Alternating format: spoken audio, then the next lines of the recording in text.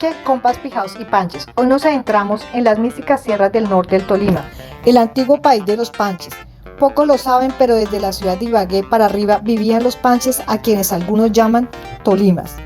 Esta nación era hermana de los pijaos, que habitaban al sur de Ibagué. Los panches tenían costumbres y arte muy parecido al de los pijaos. Son simplemente creaciones regionales dentro de la misma escuela. Sus idiomas eran un continuum dialectal que ocupaba el territorio que va desde Sasaima hasta Tesalia. El norte del Tolima también se compone de la llanura del Valle de Magdalena, que va sur-norte, y de la cordillera central. Se debe aclarar que la nación panche también ocupaba la banda occidental de Cundinamarca, Juan al río Magdalena. Pero en esta ocasión solo hablaremos del norte del Tolima, la zona que hoy conocemos como Parque Natural de los Nevados y sus alrededores. Era lo que en tiempos prehispánicos se conocía como Tolima, y está ubicada en su totalidad en el antiguo país panche. Los panches de Cundinamarca fueron exterminados en su totalidad durante el genocidio perpetuado por los conquistadores en el siglo XVI. Sin embargo, los panches del Tolima no sufrieron este destino, más bien fueron asimilándose al país colonial, y en muchas partes conservan aún genética fuertemente.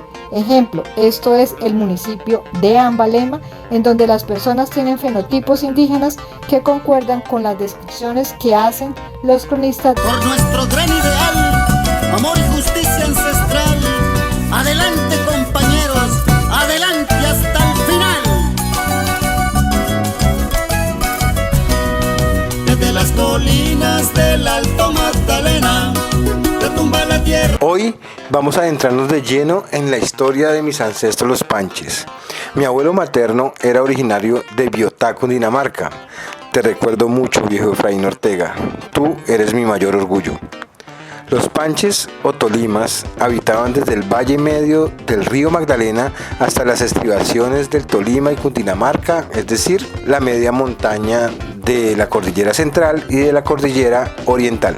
En tiempos anteriores a la llegada de los europeos, su territorio iba por las riberas del Magdalena desde Girardot hasta Sasaima en la banda cundinamarquesa, e incluía todo el norte del Tolima, desde el río Magdalena hasta la alta montaña, desde Ibagué hasta Honda. Los panches no eran un grupo homogéneo con un único jefe y jerarquía centralizada. Su sociedad estaba compuesta por múltiples tribus o parcialidades, cada una con su propio liderazgo y estructura.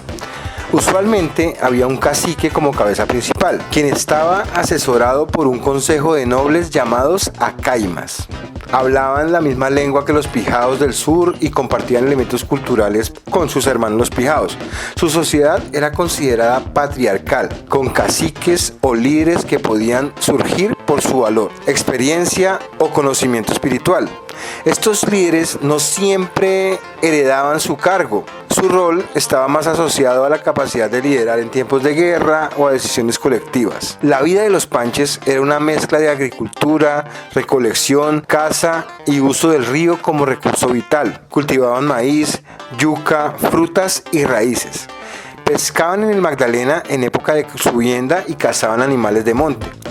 Su actividad económica estaba profundamente ligada al entorno natural que los rodeaba. Los panches eran también conocidos como pueblos del bagre. De hecho, se dice que la palabra panche significa bagre, hace alusión a este pez. Eran expertos en la salación de pescado, tanto de bagre, bocachico y el resto de peces del Magdalena.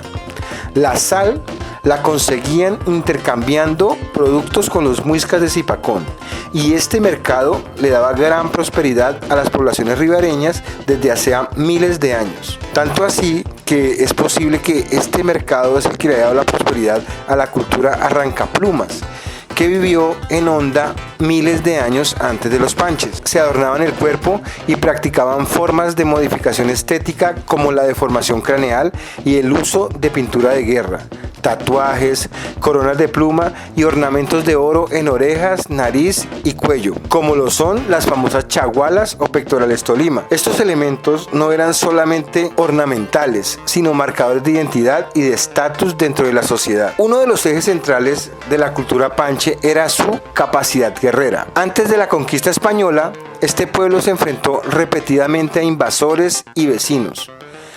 desarrollando técnicas de defensa propias y mantenimiento del control de sus territorios con mucha firmeza. Los españoles los describieron como temibles guerreros y no es casualidad que los panches, junto con sus hermanos los pijaos, fueran conocidos por su férrea resistencia a las fuerzas coloniales. Más allá de la guerra, tenían prácticas rituales y creencias que reflejaban una cosmovisión profunda. La evidencia arqueológica y etnohistórica sugiere que sus creencias estaban íntimamente relacionadas con su entorno natural, con dioses vinculados a elementos como las montañas, los ríos, el sol, la luna y elaborados rituales que articulaban su entendimiento del mundo y su lugar en él. Los moanes eran hombres y mujeres que se dedicaban a la medicina tradicional, la espiritualidad y la hechicería, todo mezclado de forma inseparable. Las moaneras, mujeres médicas tradicionales, bailaban y cantaban sus cantos de moanería alrededor del paciente, haciendo sonar instrumentos como cascabeles y fotutos. Al paciente también lo fumaban con tabaco y lo bañaban con chicha o con aguas de hierbas. Los tratamientos que indicaban a sus pacientes incluían rezos, administración de purgantes, administración de hierbas medicinales, uso de soluciones tópicas en la piel o en la lengua como la violeta de genciana y la magia simpática por analogía para curar los huesos. ¿Esto qué es? Que algunos cargaban huesos largos y grandes de animales fuertes como los osos, a los cuales se ponían encima del hueso partido para transmitir la fuerza y curar el hueso. Además, algunos moanes, y en este caso moaneras, administraban sitios sagrados, como era el caso de la moanera de Ulima, que dirigía la llamada huaca del volcán Machín, que muy probablemente estuviera dedicada a la adoración del dios Nacucu. Su producción cerámica era compleja, con piezas usadas tanto en la vida diaria como en las ceremonias. La cerámica panche era parte de la escuela cerámica Inciso Magdalena, con formas variadas y decoraciones que dan cuenta de una tradición artesanal consolidada por todo el río Magdalena, llegando hasta Mompox y más abajo hasta el Huila. En lo funerario, los panches también tenían prácticas muy específicas. Antes del siglo XIII, los cuerpos de sus muertos eran depositados en urnas cerámicas grandotas, cuidadosamente decoradas con caras y formas corporales y enterrados en sitios sagrados dentro de su territorio. Pero para el periodo tardío, inmediatamente anterior y contemporáneo a la conquista española, es decir, de los siglos XIII al siglo XV, panches y pijaos ya no usaban urnas funerarias. En esta época, sus prácticas funerarias incluían principalmente enterramientos directos en el suelo, en fosas simples y a veces con tumbas de tiro, y también, más que todo, el uso de abrigos rocosos, cuevas y salientes naturales como espacios funerarios por considerarlos sagrados. Estos cementerios no solo marcaban el recuerdo de sus muertos, sino que también funcionaban como marcadores de territorio y espacios de memoria colectiva. La llegada de los españoles en el siglo XVI trastocó radicalmente esta realidad. Aunque algunos grupos como los panches, los pijaos y pantágoras resistieron con valentía y organizaron estrategias militares de guerrilla contra los invasores, las enfermedades, la violencia y principalmente el engaño por parte de las autoridades españolas, quienes les prometieron igualdad y realmente una alianza y terminaron esclavizándolos y matándolos, hizo que al menos la parte de los panches que vivían al lado de Cundinamarca fuese exterminada casi totalmente en no menos de 50 años. Hoy, aunque no existen comunidades panche organizadas oficialmente como una etnia reconocida en las estadísticas del país, es decir, en el movimiento indígena, en la Oficina de Asuntos Indígenas, su legado pervive en los nombres de lugares, la toponimia de la zona es totalmente panche, en los vestigios arqueológicos y en la memoria histórica de la región. También en fenotipos claramente definidos como lo son de las poblaciones de Ambalema, Tolima. Los panches no fueron un pueblo primitivo, aislado, bárbaro, como suelen decir algunos cronistas, algunas personas en Colombia que no conocen mucho de antropología e historia, sino que fueron una sociedad perfectamente adaptada a su ambiente, con estructuras sociales, prácticas rituales, economía propia y con una visión del mundo que integraba lo espiritual, lo natural y lo comunitario. Su historia es parte fundamental del tejido cultural que conforma nuestra identidad como tolimenses y como personas del occidente de Cundinamarca. Por nuestro gran ideal amor y justicia ancestral. Adelante compañeros, adelante hasta el final.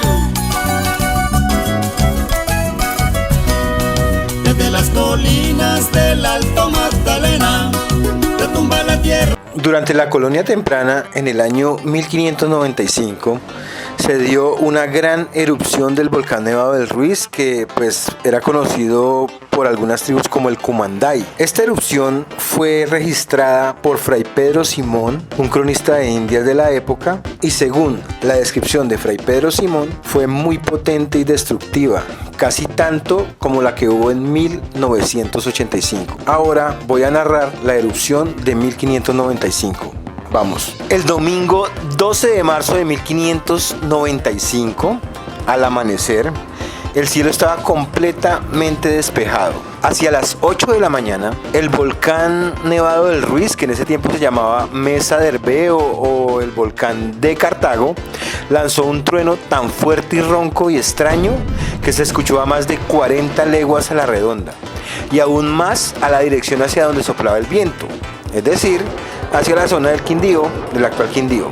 Luego vinieron otros 3 truenos menos intensos. Después comenzó a salir una enorme cantidad de ceniza amarillenta, oscureciendo el cielo como si fuera la noche cerrada sin luna ni estrellas. La ceniza cayó mezclada con piedra pómez muy fina, primero como arena, luego como granizo menudo golpeando los techos con un ruido constante. Esto duró unas 2 horas. El cielo se aclaró un poco, pero luego volvió a oscurecerse con una nube tan espesa que, aún siendo casi mediodía, no se podía leer una carta, no se podía ver nada. La ceniza siguió cayendo hasta las 2 de la tarde. Durante toda la noche continuó la lluvia de ceniza y al amanecer la tierra estaba cubierta con más de 1/4 de espesor de ceniza húmeda y pegajosa. 1/4 son más o menos 20 centímetros. Esta ceniza era tan pegajosa que se adhería a todo lo que había. El paisaje era desolador. Árboles, cultivos, casas y caminos quedaron cubiertos de ceniza, como si fuera el día del juicio final. El ganado bramaba sin encontrar qué comer. Las vacas dejaron de dar leche. Las huertas desaparecieron bajo esta ceniza. Esta región, que normalmente es verde, fresca, durante todo el año se transformó en un territorio gris y muerto. Parecía el purgatorio. La ceniza fue arrastrada por el viento hacia el occidente y llegó hasta la ciudad de Toro, en el Valle del Cauca, a más de 36 leguas del volcán,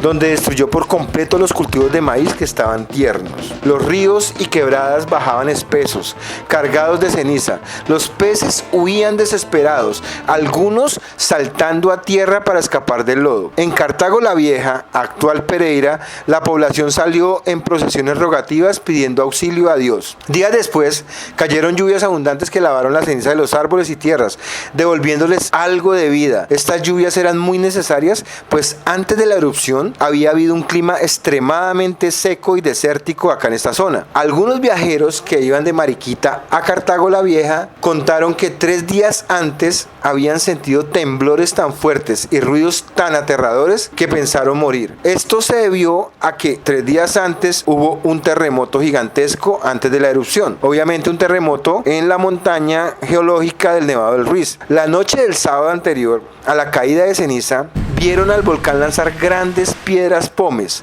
algunas del tamaño de huevos de avestruz, otras como huevos de paloma, todas encendidas y chispeantes, como hierro al rojo vivo. Varias cayeron cerca de ellos y de sus caballos, causándole gran temor. Por el lado oriental del volcán, es decir, con el que da cara al Tolima, hacia Mariquita, se abrió de repente una enorme grieta. Por un paso estrecho donde antes salía apenas un hilito de agua, se abrió una abertura de más de 300 pasos de ancho y enorme profundidad, obligando a desviar el camino real. De ahí comenzó a brotar un caudal de agua tan grande como el de 2 bueyes juntos, que aún hoy continúa. Esto hizo crecer de manera violenta el río Gualí, que atraviesa Mariquita, y también el río Lagunilla. Ambos, aumentados por el deshielo del volcán, bajaban tan cargados de ceniza que parecía más bien mazamorra que agua. Yo pienso que este caudal del que habla posiblemente sea el río Azufrado, pero pues no estoy seguro. Por nuestro gran ideal, amor y justicia ancestral. Adelante compañeros, adelante hasta el final. Desde las colinas del Alto Magdalena, de tu Caique, compas, pijaos y subas, seguimos con la historia de la conquista de los Panches. Después de la tremenda fiesta que pegaron los españoles celebrando el descubrimiento de las minas de Mariquita, ¡Viva España! ¡Viva el rey! ¡Viva el orden y la ley! pues se pusieron a pensar y dijeron, bueno, ¿y cómo vamos a explotar todas esas minas si están en medio del territorio de los Panches? Y pues hemos visto que los Panches son bien braveros y no va a ser fácil ir a robarle las cosas. Entonces dijeron, definitivamente la única forma de lograr la explotación de las minas de Mariquita es fundando una ciudad en medio del territorio Panche que sirva como punta de lanza para el Imperio Español en la zona. Luis Alonso Fernández de Lugo, que era tremendo corrupto, sabía que mucho de lo que estaba haciendo era ilegal, así que decidió que no iba a legalizar nada, que todo iba a ser de palabra, que todo bien, que no pasa nada, que mejor dicho. El combo de Vanegas salió de Bogotá con 70 soldados directo hacia las tierras del Siquima. Llegaron el miércoles de ceniza 5 de marzo de 1544.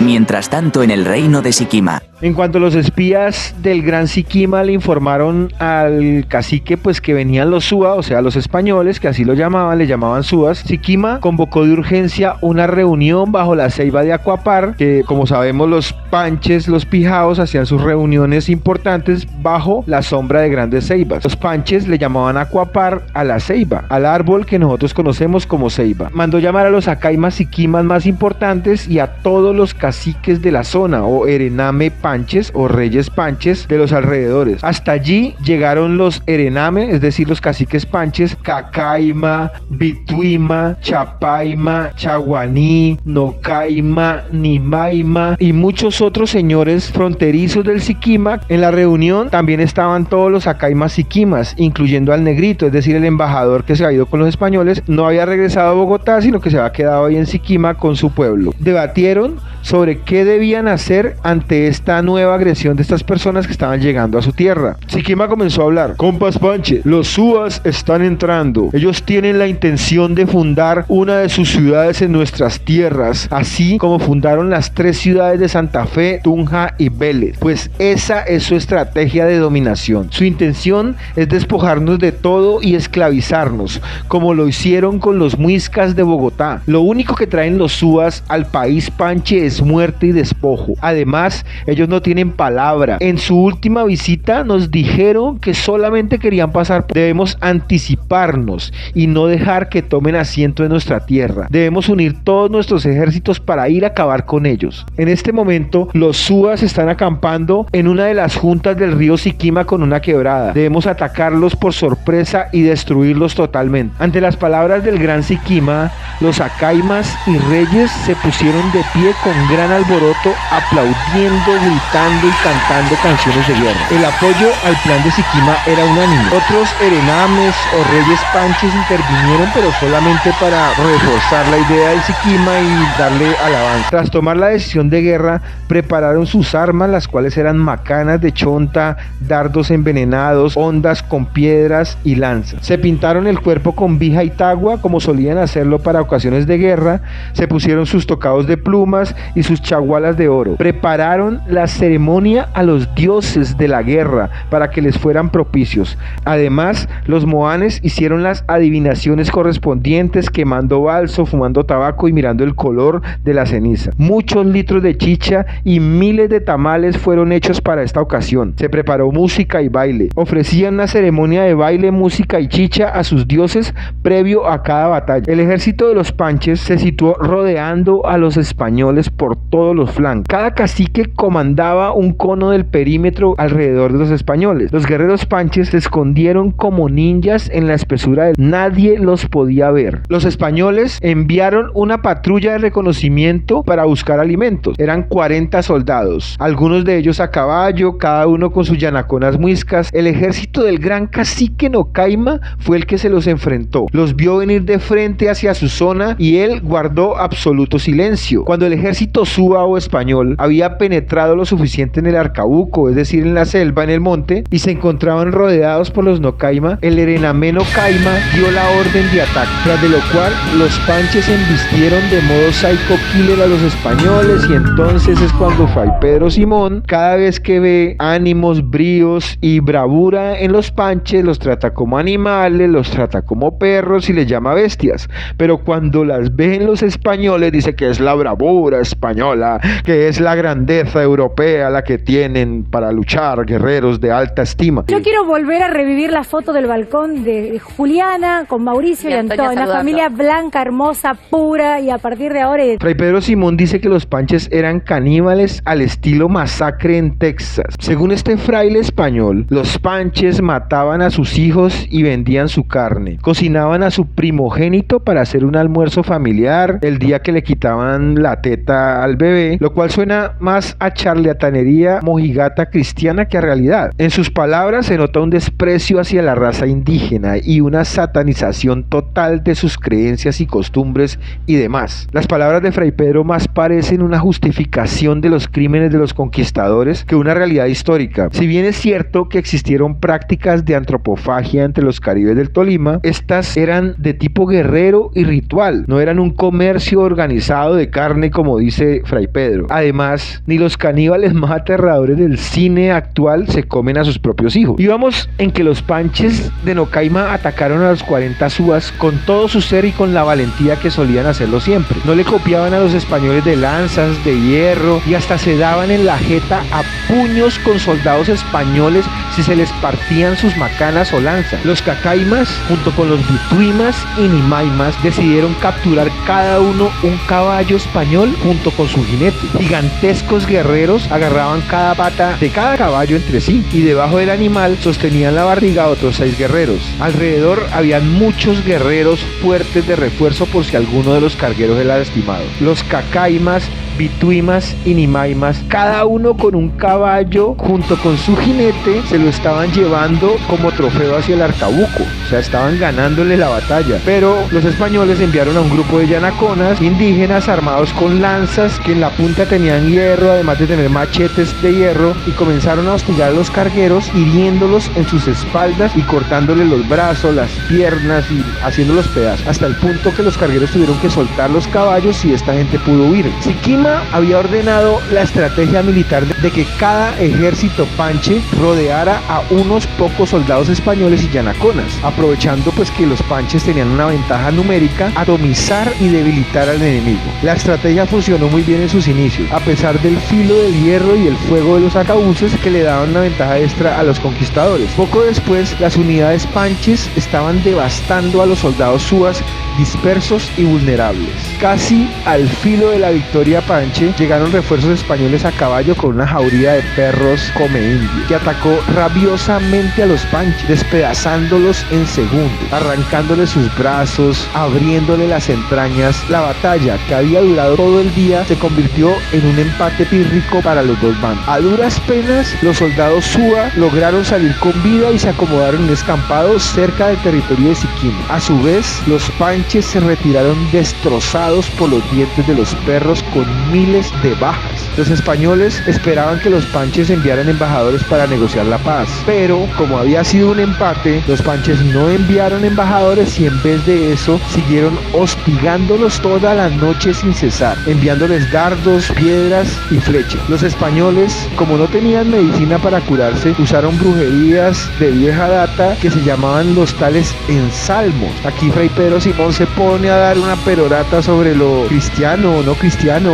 no sé, canónico o no canónico que tienen los ensalmos. Al ver que no había trato con los siquimas y que corrían mucho peligro para ser atacados, Banega decidió avanzar a la provincia siguiente. Antes de salir del campamento, el acaima negrito, o sea, el acaima de los siquimas negrito, el embajador, desertó de su pueblo y se fue al bando de los españoles. En la próxima vamos a ver qué va a pasar con esta gente cuando pasen a la provincia de Lachimí, un poderoso cacique panche de la zona. No olviden comprar nuestro libro Abequi con Iminto, con toda la información sobre el idioma pijao, llamando o escribiendo al WhatsApp 310-310-3529 o al WhatsApp 310-304-4227. Muchas gracias.